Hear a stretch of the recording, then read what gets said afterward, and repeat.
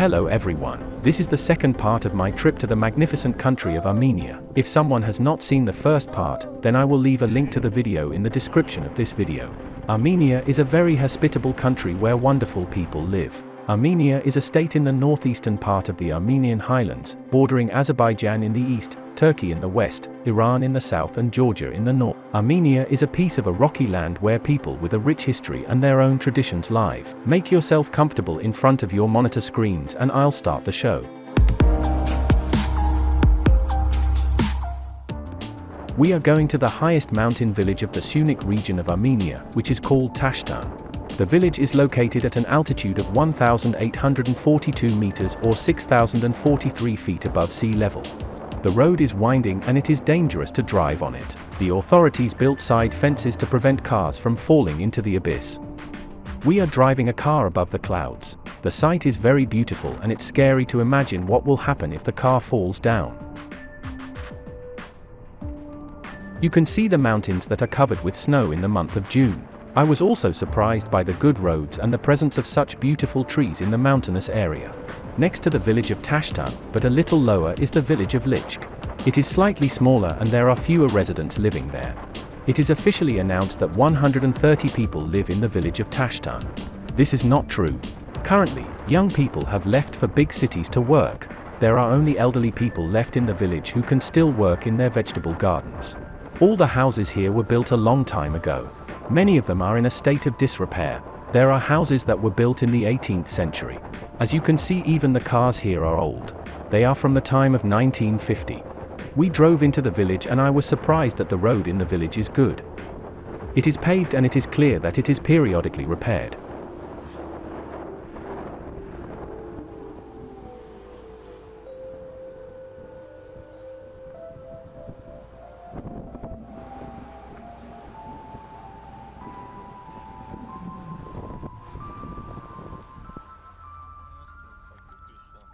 The terrain here is mountainous. It was extremely difficult to build houses in the village.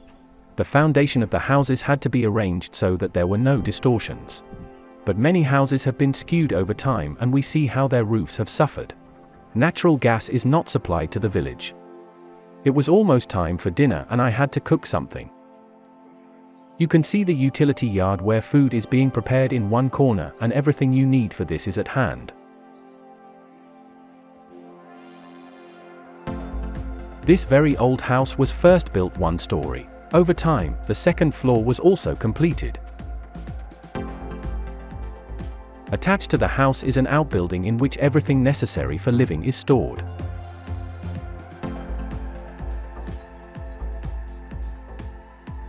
We decided to cook boiled calf meat. The meat was previously cut into small pieces so that it would cook quickly. We put the meat in boiling water. It will get ready faster. The sun has already disappeared behind the clouds and we decided to move the cooking of boiled meat closer to the light. We had to light the fire again.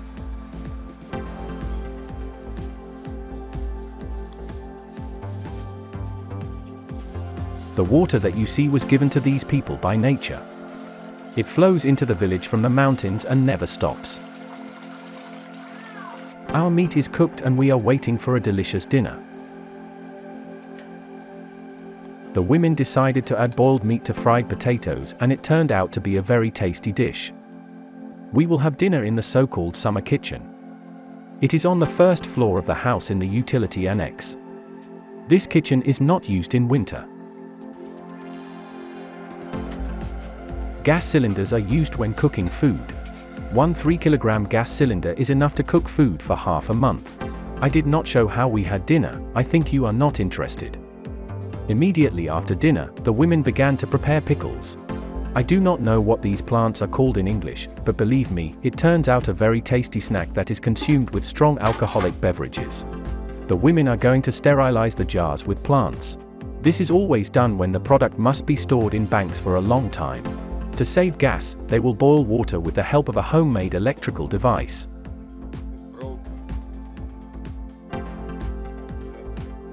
While the water is boiling, I was treated to strawberries.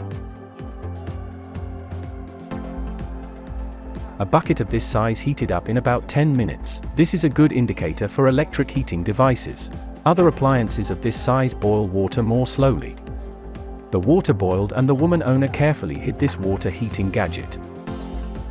Hot water is poured into cans already filled with greens in portions. This is done so that the glass does not burst. The lids are simply placed on the cans. Prepared jars of herbs are placed in a saucepan with water not on the bottom of the pan but on a rag. This is also so that the banks do not burst. Sterilization of cans lasts about 10 minutes and then the cans are closed with a special device. I hope you know what it is. The next morning, the hostess of the house together with her grandchildren showed me their vegetable garden. To reach the garden, it was necessary to walk a little down a narrow path. The first thing that surprised me was the neatly planted beds of the lobby. It is also called beans. Then they showed me how potatoes and corn grow. As you have noticed, the garden has very smooth and beautiful beds. You will be surprised if I tell you that all this was done by this woman herself. They showed me how strawberries grow and I decided to taste.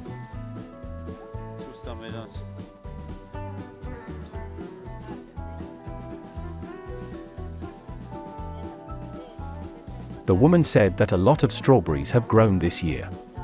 She makes jam and compotes from strawberries.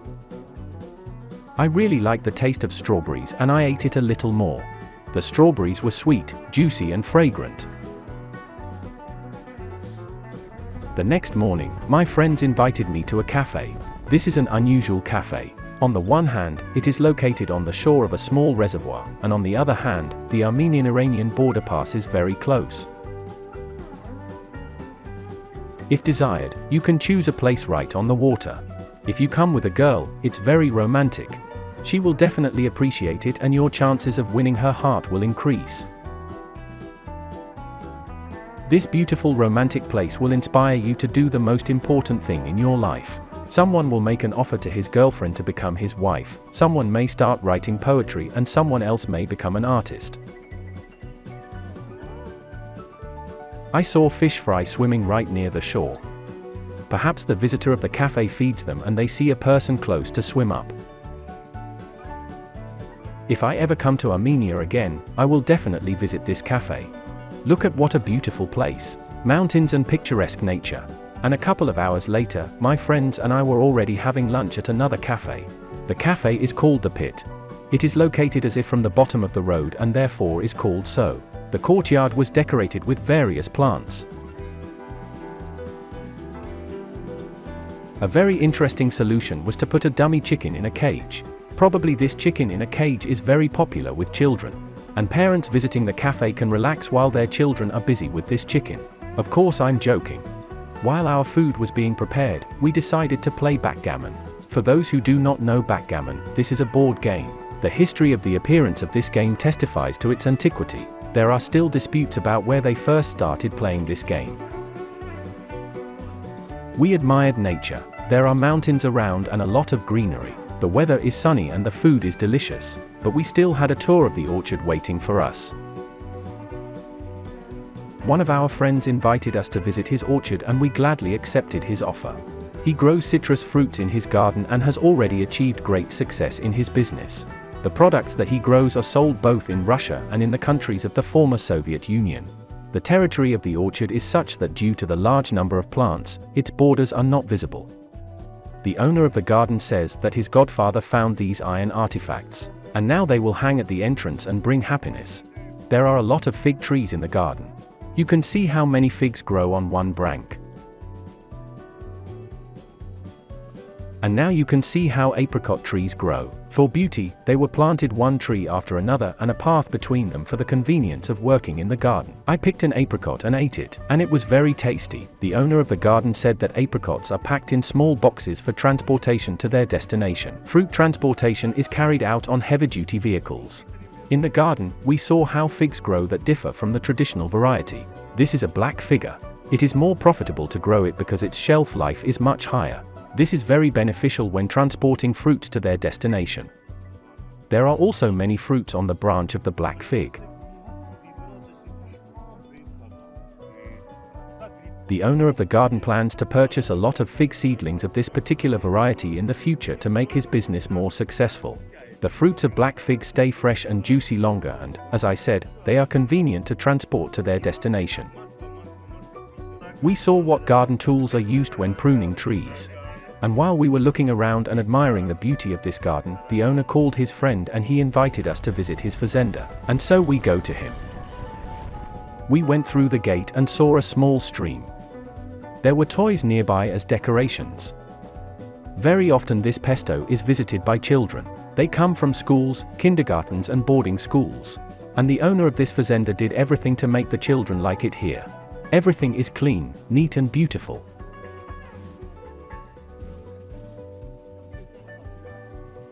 The small house was majestically decorated with the flag of the Republic of Armenia, and it was felt that the owner of the fazenda loves his homeland. The inscription "Quarantine" in Russian indicates that the owner of the fazenda, in addition to Armenia, connected his life with Russia. The national flag of Russia even proudly fluttered on the site of the fazenda. The fazenda is located high on a hill and the Iranian territory is clearly visible from it. The Araks River, which divides two states, Armenia and Iran, is clearly visible.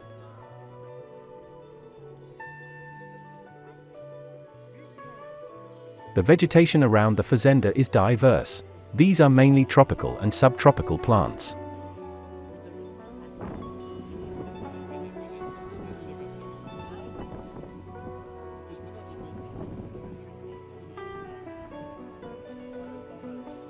The owner of the fazenda said that one day he found the horns of a mountain ram in the grass. He probably got into a fight with another one because one horn was broken. Now these horns adorn the exterior of the fazenda.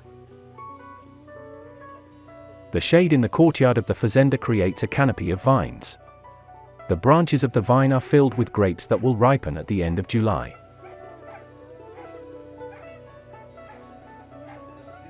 This small but strong streamlet made its own way right under the stones. It feeds on all the vegetation located on the right and left along the course of its flow.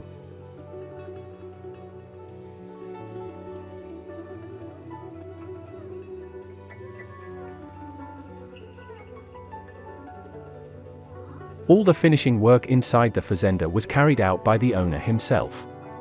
But his friend helped him make the ladder. And judging by how well and beautifully the ladder was made, we can say that it was made by a guy who knows his business.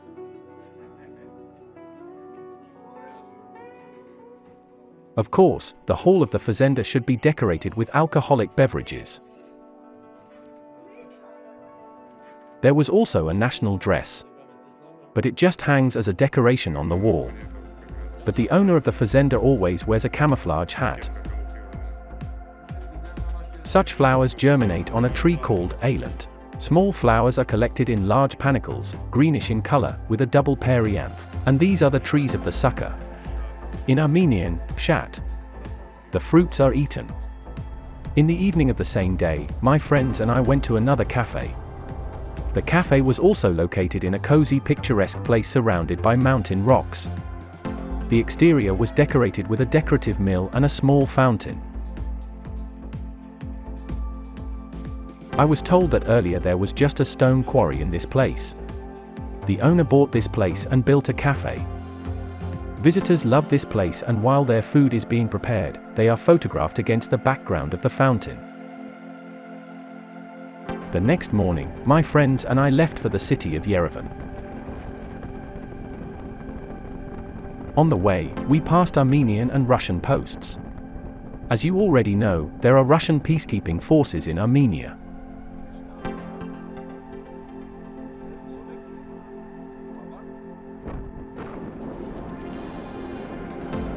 This is the same Armenian village called Shernuk. Now it is divided in half. One part belongs to Armenia and the other to Azerbaijan. You can see the Azerbaijani flag right by the road. The Azerbaijani military refers to the map of the General Staff of the Armed Forces of the former Soviet Union from 1942. They say that the border used to pass through the village of Shernuk in the Sunnite region of Armenia. But according to the Armenian side, the border between the countries passes near the village and not through it. Do you remember this place? In the first part of this trip, we stopped here to have lunch. But this time we did not have lunch, but just drank water from this beautiful spring. In Armenia, such places for drinking water are made to coincide with some anniversary date or in honor of the dead people. And on the stone is written, faith, hope and love. 7 hours later, we drove to the city of Artashat. It is the administrative center of the Ararat region. It is located 28 to 30 kilometers southeast of Yerevan. On the right is the Russian border military unit. According to the agreement between Armenia and Russia, the border with Turkey in Armenia is guarded by Russian border guards. We arrived in Yerevan. I stayed with my friend and in the morning we went out for a walk in the city. It was hot in the city, but the foliage of the trees blocked the sun and it was cooler in the shade. We went to a specialty store that sells coffee and I decided to buy myself a couple of kilograms. At the request of the client, coffee beans can be ground directly in the store. You can see how the girl skillfully does it.